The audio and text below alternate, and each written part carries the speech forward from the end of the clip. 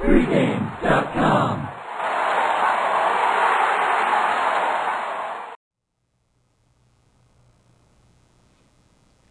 Friday night football, Missouri at Arizona State. I'm Marco D'Angelo, joined with Stephen Nover. Stephen, we get it kicked off Friday night. This is one of the better ESPN games. Sometimes they give us some real stinkers on these Thursday and Friday games, but you've got a Big 12 school for the time being, a Big 12 school, and we don't know if there's going to be a Big 12 conference in the near future, traveling to Pac-10 Arizona State. You'll look at last week's games. You talk about, disparaging scores.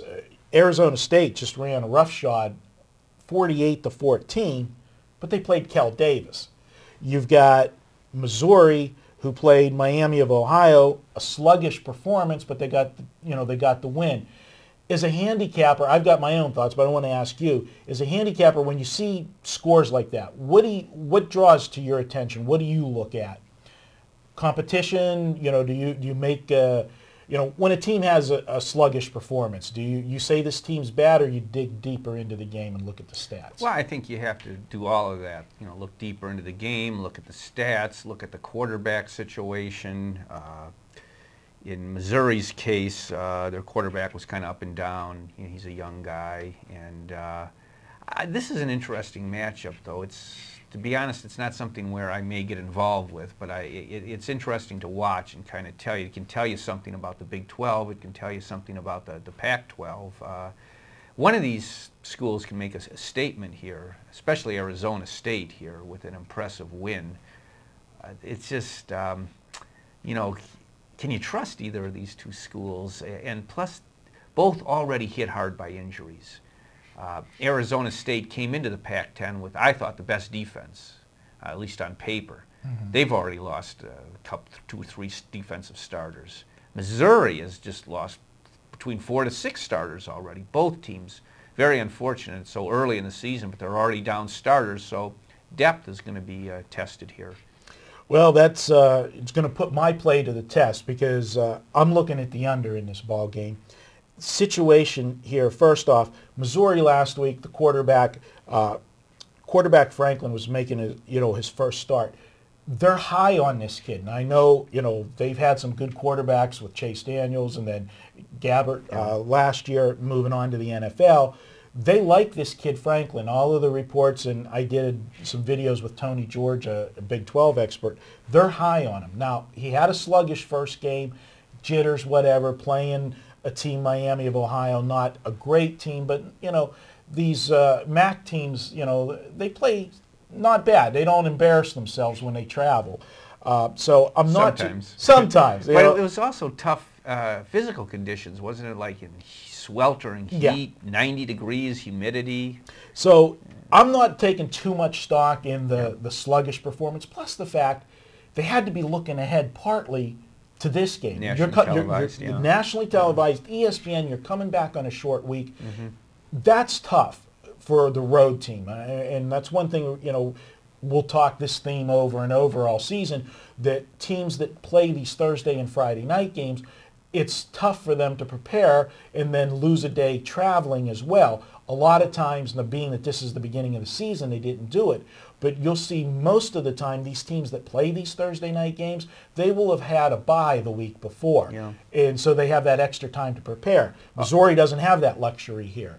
And with a young quarterback, this is why I'm looking to the under. I think the playbook's going to still be pretty simple for this guy.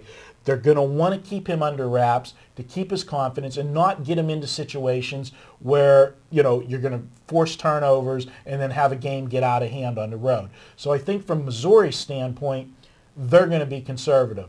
What you talked about on the flip side, Arizona State, even with the injuries that they've had, they do have a good defense. I agree with you on Arizona State.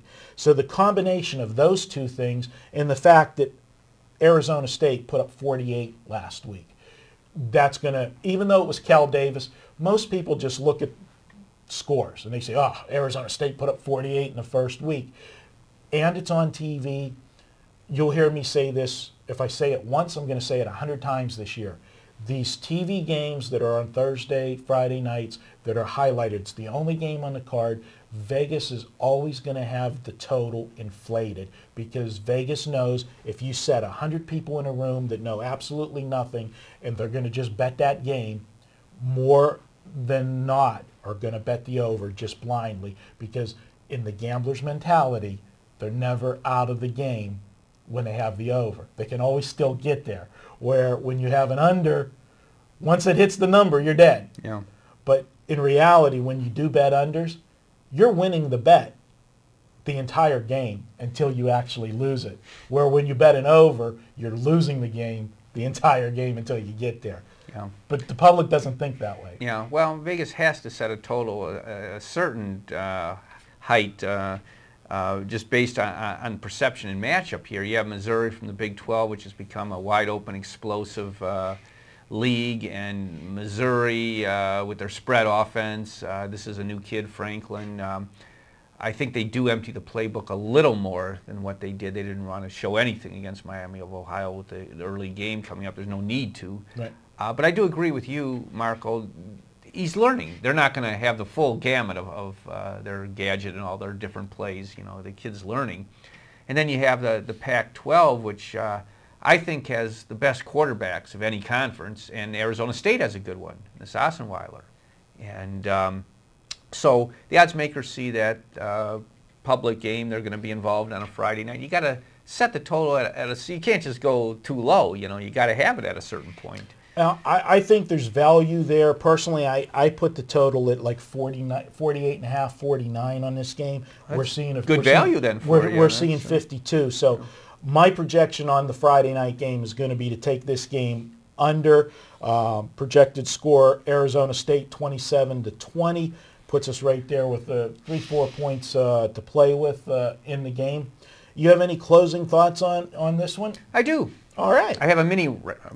Mini rant. And before he gives the mini rant, I'm just going to give a little teaser. Check out, we're going to have a weekly video where Stephen and we just bitch and moan, okay? Mm-hmm. We're going to recap maybe some bad beats from the last weekend, whatever, or if there's somebody that really, made us very angry that week, we'll talk about them. So that's just a little tease, but you got a mini rant you want to slide in. The line is climbing on this towards Arizona State. Like I say, I doubt I'll get involved with this game, and I know I'm not going to back Arizona State. I don't like their coach. I do not like Dennis Erickson. Okay. He caught a wave when he replaced Jimmy Johnson at Miami. He had one of the most talented teams, in the last 20, 30 years in college football. So, of course, he had great records at Miami. You and I could have had great records with that talent at Miami. Everywhere he's gone since then, failure. What is marked by Dennis Erickson football teams, whether it be at the pros or especially college, undisciplined, penalties. Last year, who was the most penalized team in the Pac-10? Arizona State, a direct reflection on their coach, Dennis Erickson. Do not like him. If they don't do well, he'll probably lose his job. He should not be coaching at a major program like this. Well, he better do something this year. So there you have it, a mini rant from Stephen. I'm Marco D'Angelo. We're going to be back. Next game we're going to look at Saturday college football, BYU at Texas. Big game on Saturday. We'll be right back with that next.